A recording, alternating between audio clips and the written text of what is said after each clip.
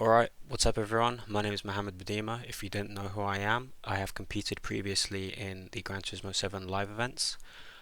Today I'm just here to watch the Spec 3 announcement trailer. I know I'm a little bit late. It's been about maybe 2-3 weeks now since the trailer came out. However, I'm just here to give my thoughts and opinions on the trailer and sort of the future for Gran Turismo moving forward. So without further ado, we'll just hop straight into it.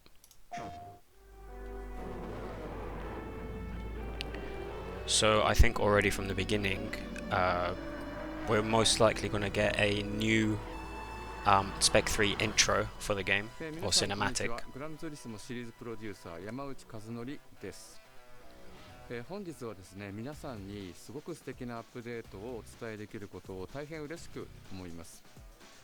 この2025年の6月25日 It makes sense that they would have hit this milestone considering the launch of the Gran Turismo movie has greatly increased the popularity of the series, and the live events being back to having an audience, and their views on the streams have gone up since then, since 2022, 2023. It would make sense that, you know, a lot more sales would come and the popularity of the game would increase.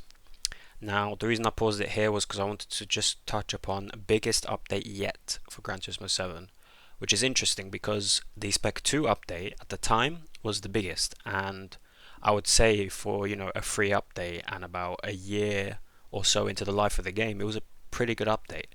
You know, I think we got 7 or 8 new cars. We did get a new track with it, I believe, as well, the snow rally track.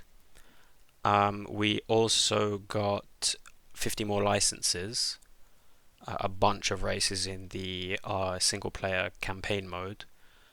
No missions yet, but we may see that for this update. I'm not too sure. I will touch upon the online features update that they have mentioned at the end.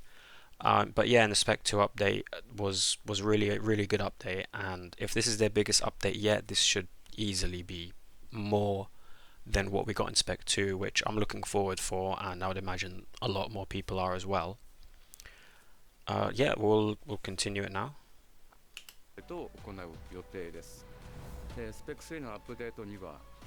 So wow, already Yas Marina Circuit being added was not a track I was expecting to get to the game.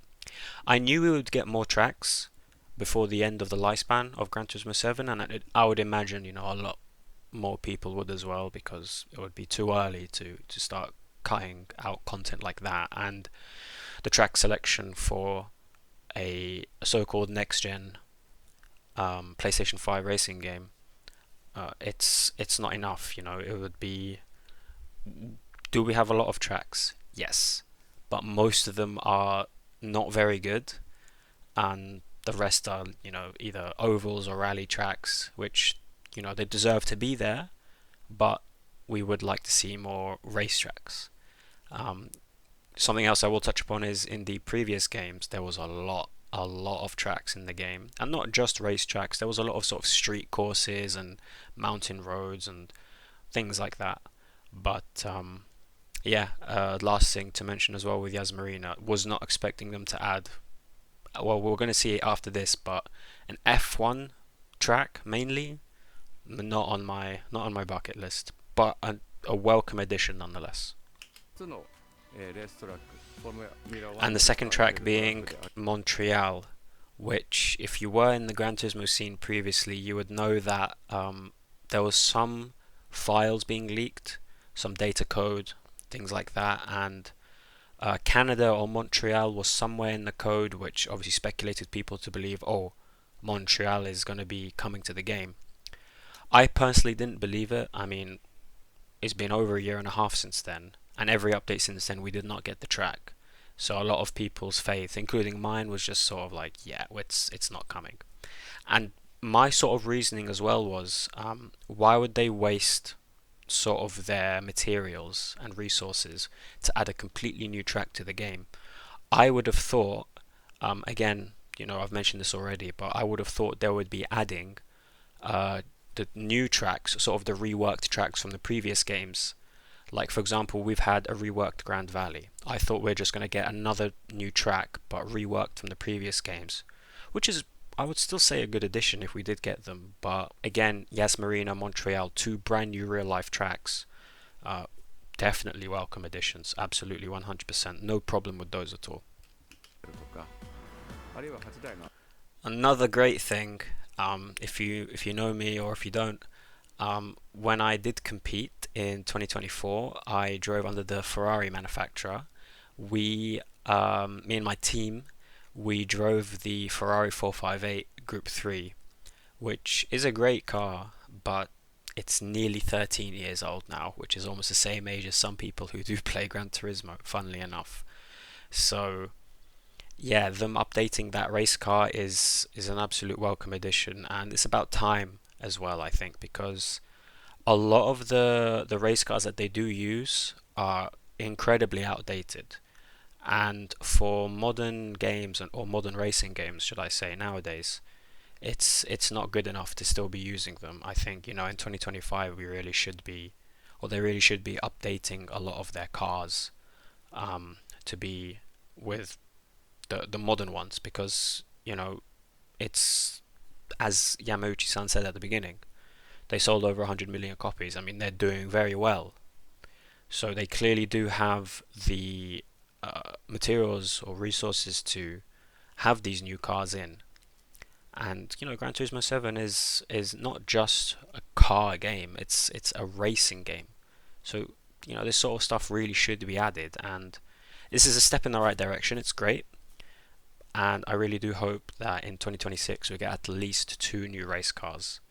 I would say that that's sort of bottom line, bare minimum that they add to the game. But of course, we're finally getting one of the oldest ones to be updated. Welcome edition, absolutely great. And the future looks bright, I would say. The future does look bright for Gran Turismo 7. I know that there's going to be three more cars they're going to show us. We've got the new Formula car and two more road cars. So, the normal editions, which are obviously welcome. Now, something else which is very interesting is the new data logger, which is being shown. Now, from what I can see here, there's going to be more than just what we're seeing on the screen. So obviously we've got engine RPM and throttle inputs, or throttle and brake inputs, I'd imagine. And then we've also got here at the top, I'm not really too sure what this would be. Probably minimum speed, or just speed in general. Oh, forgive me, this is just throttle, because the two lines are differentiating between the two different lap times that we're seeing here. And from what I can see on the bar here, we've got the four lines here, meaning obviously there's going to be a lot more selection in what can be displayed on these graphs, which is great. And on the left, we've got some UI sizing or sort of layout, so I think that's not really too crazy to look at. And then we've got a settings icon here, which I would assume would just do something simply, just changing the settings for this, maybe like units or something like that. And then at the bottom, what we can see is sort of just header move is interesting, and mode change. But I think again these are probably just visual things, nothing too crazy or specific in the data logger itself. Something else I did want to touch upon was actually a form of sector logger or data logger that we did have before, which is not in Gran Turismo 7, but it is in Gran Turismo Sport, which I will show you now. So for most of you, or some of you, especially me, this is a very, very memorable screen. It is the Gran Turismo Sport replay mode. Now, I literally hopped in and did a quick lap to sort of show you what the replay mode looked like. So obviously we had the black bars on the top and bottom. That's obviously not on Gran Turismo 7. And to sort of skip through, this is the only interactions we had.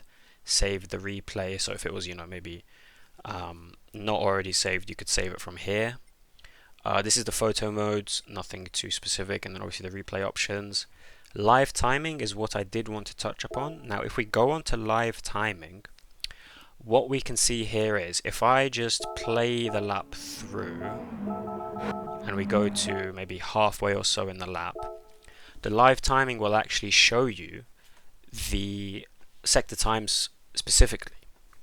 And this was very, very useful back in the day when you used to time trial or practice on Gran Turismo Sport. You could see your specific sectors and you could compare them to other people or to other laps. We've got the lap chart, we've got a circle map, we've also got a track map as well.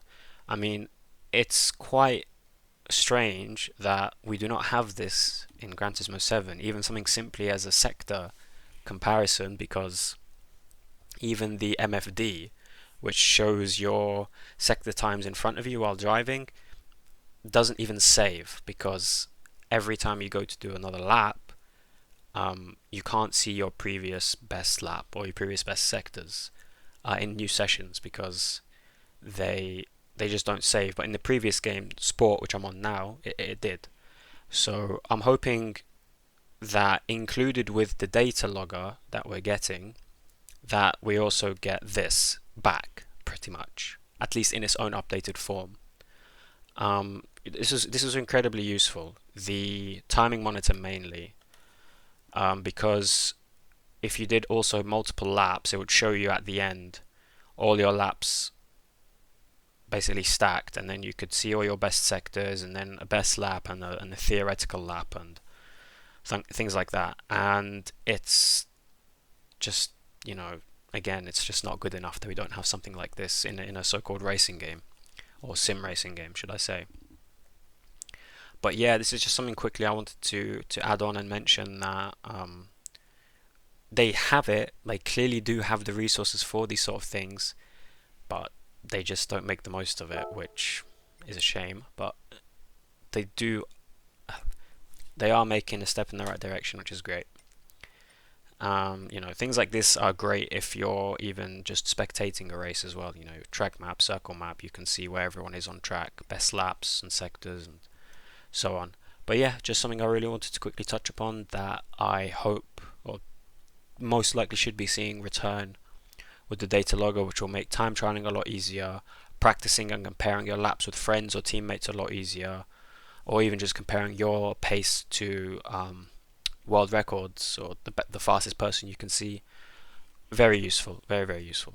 Alright, we're going to finish off watching the Spec 3 announcement trailer, and then at the end I will give some final words and thoughts. 動画のフィーチャーであるとか、それ以外のさまざまなゲームフィーチャーの大きなアップデートを予定しています。 Now, if you do have a keen eye, you can see that the max level has increased. So the max collector level, or the max level, whatever you want to call it, was level 50. Clearly in this update they're increasing it. What are they increasing it to? As for now, I don't know. 60, 70, maybe even 100, who knows. What I am interested to know is, a lot of people who have hit level 50, you may see it on their account, that their XP continues to go up.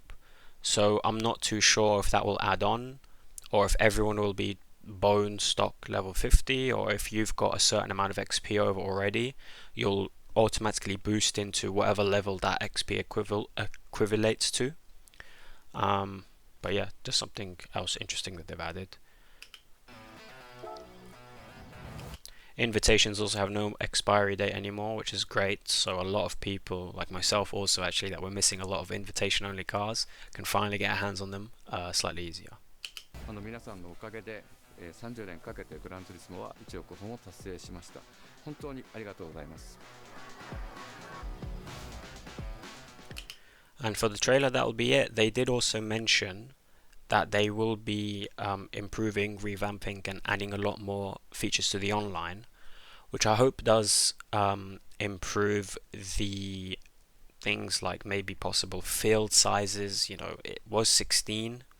It used to be 20 at the launch of 7 and in sport as well, but they decreased it to 16, which I'm hoping they do increase it back to 20 or possibly more.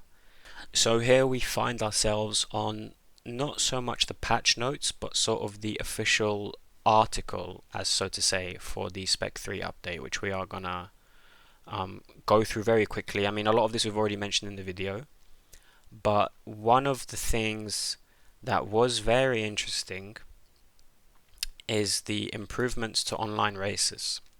So as I mentioned earlier already, I'm hoping that they possibly increase field sizes, improve maybe even the point system in the championship races, a possible improvement to daily races, as in maybe they're adding a new daily, so you can have 4 instead of 3, maybe changing how the format is, the schedule, or even simply just improving the combinations that we do get offered to drive. Um, I don't know specifically what this means, but in terms of those lines of improvements to or quality of life updates, I'm hoping that is one of them. But yeah, in terms of the sort of thoughts and words I had for the Spec 3 update, that's my end done. Feel free to leave in the comments your own thoughts, maybe some questions you have, and I will be looking forward to seeing everyone's thoughts in the comments. So yeah, in terms of videos as well from my end, every now and then I may do some videos, but I am mainly keen to stream gameplay of Gran Turismo 7 and maybe even some other games as well. I'll leave a link in the description for my Twitch channel because that is where I will be doing my streams. Sometimes I may do them on YouTube as well, but for now I am focused on to do them on Twitch. So yeah, as I said, link in the description for that.